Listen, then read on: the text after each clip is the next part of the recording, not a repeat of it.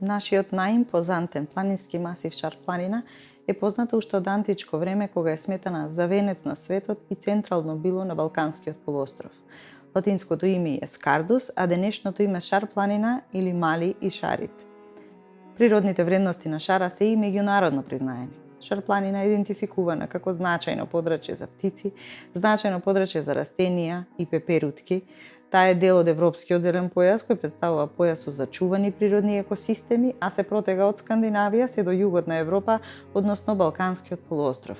Шар планина исто така е и емералд подрачје и потенцијално Натура 2000 подрачје. На делот од Шара, кој припаѓа на Косово, веќе постои национален парк Шара. Овој, заедно со Македонскиот национален парк Маврово и ново прогласениот национален парк Шар планина, ќе формираат едно од најголемите заштитени подрачја во Европа. Шар планина е карактеристична по големиот број високи врвови од над 2000 метри, кои се околу 220, од кои 40 се повисоки и од 2500 метри. Шар планина има најголем број глацијални езера од сите планини во нашата држава, а од планините на Балканскиот полуостров, Шар планина единствено заостанува позади Рила и Пирин. Оваа планина е позната по бројните извори со голема издашност, од кои се разбира најпознат е Вруток, изворот на Вардар, нашата најголема и најдолга река. Да споменеме некои од најинтересните природни појави на Шар планина. Врвничките карпи на Лешница, високите врвови Мал, Турчин и Тито врв, кој е највисокиот на Шар планина, ципарите под врвот Љуботен и Козија стена, Кривошијскиот водопад, кадите на Кривошијска река, врвот Мала Враца заедно со езерото кое се наоѓа во неговото подножје и многу други. Вегетацијата на Шар планина е распоредена во висински појаси дефинирани од климатските услови. Така, на највисоките делови се развива зоната на алпски пасишти и камењари, еквивалент на тундрата на Арктикот. Зоната на субалпски шуми со смрча, ела или субалпска бука е еквивалент на шумите на тајгата во Сибир. Горските и подгорските букови шуми се еквивалент на централно-европските планински шуми, додека на помали надморски височини на Шара се среќаваат уште 3 дабови појаси, од кои најдолниот практично е представник на јужноевропските шуми кои се среќаваат на Балканот и во Мала Азија. Така, може да се каже дека Шар планина ја представува Европа во мало, односно сите клучни екосистеми кои се среќаваат во Европа практично се среќаваат и на Шар планина. Со истражувањата на Шар планина забележени беа бројни живеалишта кои се од високо значење за зачувување и за Европската Унија. Шар планина е навистина богата со разновидност на видови. Во моментов ни се познати околу 6000 различни видови, меѓу кои и бројни македонски и балкански ендемични видови. Дел од васкуларните растенија го носат името на Шар планина, скардикус или скардика, како на пример шарпланинскиот чај. Тука се среќаваат и бројни ретки и конзервацијски значајни видови габи, но и видови кои може и се користат во исхраната. Инсектите се представени со огромен број групи и огромен број видови, меѓу кои и голем број ендемични форми, особено во групата на тврдокрилците. На Шар планина се среќаваат 6 видови риби, меѓу кои во највисоките текови македонската пастрмка. Водоземците се мала група видови, по која на национално ниво влегуваат 15 видови, додека на Шар планина се среќаваат дури 11 видови. Влекачите се исто така представени со голем број видови, 17, што чини половина од македонската фауна на влекачи. Птиците се представени дури со 128 видови. За жал, на Шар планина некогаш се среќавале и големиот тетреп, брадестиот и црниот маршојадец, птици кои во последните 50 години се исчезнати од Шара, но и од целата држава благодарение на невниманието на луѓето.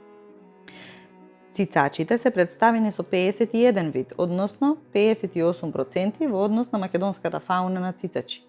Најзначаен конзервацијски и знаменит вид е балканскиот рис, кој се смета за критично загрозен, а на Шар планина е представен со многу мала популација, што се надеваме ќе се промени кон подобро со прогласувањето на националниот парк. Пределите на Шар планина сведочат за долговековната интеракција помеѓу природата и луѓето. Интеракција која продолжува и денес благодарение на различни активности, како што се сточарството, а особено овчарството, другите земјоделски гранки, искористувањето на шумите и други природни ресурси. Дел од значајните предели се првенствено природни предели, како пределите на елово-смрчеви шуми и пределите на карпи и камењари, но некои навистина ја одразуваат активноста на луѓето, како на пример Шарпланинскиот рурален предел, кој се развива околу планинските села на Шарпланина и чие зачувување е врзано со традиционалните практики кои се надеваме ќе се поттикнат со воспоставувањето на заштитеното подрачје. Сточарењето, кое иако во помала мера од порано се уште е доволно присутно, е пресудно за одржувањето на пасишните екосистеми. Шумите се едни од најважните ресурси за луѓето кои живеат на и близу планината. Богатството на шара со води е исклучително важно за локалното население, но и за целиот регион. Но покрај користењето на водата за пиење и наводнување, водите од шара се користат и за други цели, како на пример за производство на електрична енергија. Покрај сточарството и делумно растителното производство, на шара особено е важен туризмот. А националните паркови, покрај тоа што поттикнуваат зачувување на природата и биолошката разновидност, исто така поддржуваат и развој на различни видови туризам и одржливо искористување на природните ресурси. Покрај најважните геоморфолошки вредности на Шарпланина, распространувањето на значајните видови и предели, што беше нанесено на карта, при креирањето на предлог границите и зоните на предлогот за Национален парк Шарпланина беа земени предвид и социоекономските параметри, како распространувањето на селата, бројноста на населението, активностите со кои се занимаваат локалните жители, развојот на различни земјоделски гранки, зачуваноста на различни екосистеми и така натаму. Моменталниот предлог за Национален парк Шарпланина опфаќа 54.215 хектари, површина поделена во 3 различни зони согласно Законот за заштита на природата. Со зелена боја е прикажана зоната за одржливо користење, со жолта зоната за активно управување и со црвена зоната за строга заштита. Покрај овие 3 зони предвидени се и мали заштитни појаси представени со сина боја. Зоната за строга заштита е со највисок интерес за зачувување, односно заштита на природните екосистеми.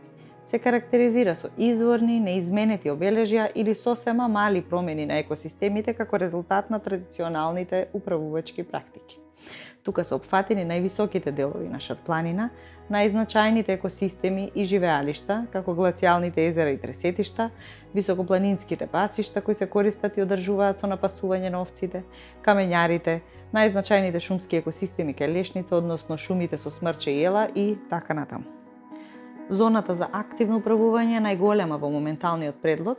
Тука се опфатени 4 локалитети, меѓу кои една значајна букова шума на Варовник над селото Рогачево, лешничката шума под Долно Јеловце, значајните костенови шуми во близина на Лешница и во делот кај Вруток. Зоната за одржливо користење ги опфаќа најниските делови на Шарпланина, кои се всушност и најважни за економскиот развој на подрачјето, што го возможува оваа зона.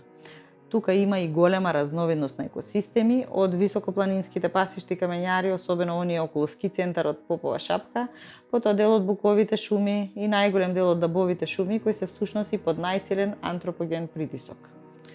Тука се вклопени неколкуте населени места со нивните атари, системите за снабдување со вода на населението, најголем дел од бачилата, асфалтираните патишта, најголем дел од приватните имоти и така натаму.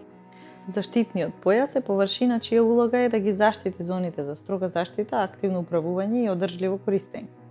Во предлогот поставени се вакви појаси на границата со Националниот парк Маврово, но и на 8 други делови кои треба да овозможат непречено функционирање и одржување на веќе постоечките водоводи, изградени мали хидроелектрани или оние во завршна фаза на изградбата, асфалтирани и други патишта и слично. Предлогот за Национален парк опфаќа територија на 7 општини од Полошкиот плански регион: Јагуновце, Теарце, Тетово, Боговиње, Врапчиште, Гостивар и Маврово и Ростуша. Во нивни рамки има многу населени места, од кои само 8 села влегуваат во зоната за одржливо користење од предлогот за Национален парк, каде живеат околу 4000 луѓе.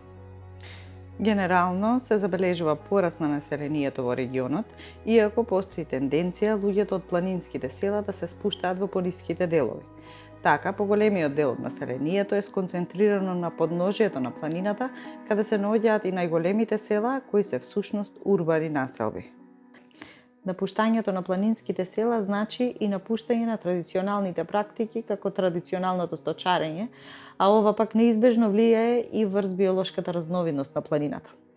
Со воспоставување на национален парк се зголемуваат можностите за ангажирање на локалното население во одржливи активности, што се надеваме ќе придонесе кон задржување на младото население. Заштитените подрачја овозможуваат развивање не само на различни алтернативни форми на туризам, туку и постигнување повисоки цени на сите производи и услуги од тоа подрачје. Подобрувањето на состојбата со природата во заштитените подрачја истовремено значи и подобрување на состојбата со шумите, што заради зголемената контрола на илегална сеча, која за жал се случува на шара, но и заради користењето на одржливи практики во управувањето со шумите. Ова пак придонесува кон подобра заштита од ерозија, од поплави и слично. Прогласување на едно подрачје за национален парк значи признавање на постоењето на единствено природно богатство во тој регион и давање можност и начин за негово зачувување, при тоа почитувајќи ги правата на жителите на тој регион, но и нивните обврски за паметно искористување на природните богатства на планината со цел зачувување за идните генерации.